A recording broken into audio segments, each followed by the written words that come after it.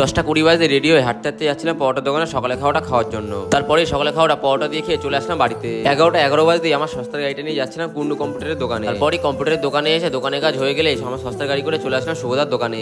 বেশ কিছুক্ষণ পর শুভদার দোকান থেকে বেরিয়ে আমার সস্তার গাড়ি করে চলে আসলাম বাড়িতে এসে দুপুরে চানটা কমপ্লিট করে দুপুর 3:30 বাজে দুপুরে খাওয়াটা হালকা করে কমপ্লিট করে নিলাম। সন্ধে হতে রেডি হয়ে শিল্পাক হয়ে বণিক ভাই গাড়িতে করে যাচ্ছিলাম আমাদের চায়ের দোকানে বেশ কিছুক্ষণ সময় কাটানোর পর রওনা দিলাম বাড়ির উদ্দেশ্যে। কারণ যেহেতু আছে 31শে ডিসেম্বর, তাই আমাদের রাস্তাগুলো বেলুন দিয়ে সাজাতে হবে। এসে থেকে বেলুন ফোড়ানোর কাজ শুরু হয়ে গেছে। এরা এদিকে বেলুন ফোড়াচ্ছে, আমি ওদিকে দড়িতে বেলুনগুলো বাজছি, কারণ দড়িগুলো আর বেলুনগুলো রাস্তায় টানাতে হবে। তারপর ফাইনালি আমাদের অনেক কষ্টের পর রাস্তায় বেলুন টানানো, রাস্তায় ফুল আঁকা, অনেক কিছু করা কাজকর্মগুলো করা কমপ্লিট হয়ে গেছে। আর আজকের দিনে পিকনিক করবো না তা কোনো দিনও হয়, তাই আমাদের পিকনিকের মেনুতে ছিল ডিমের টেবিল, সস, বেগুনি, ফ্রাইড রাইস, চিকেন কষা, চাটনি, পাঁপড়, মিষ্টি। আর রাস্তায় এসে থেকে এরা বাজি ফাটানো শুরু করে দিয়েছে। আর আমাদের এখানে বাজি ফাটানো শুরু হয়েছে 10 মিনিট আগের থেকে। 11টা 50, 11টা 55, 12টায়। আর এটা ছিল হচ্ছে 11টা 50-এ।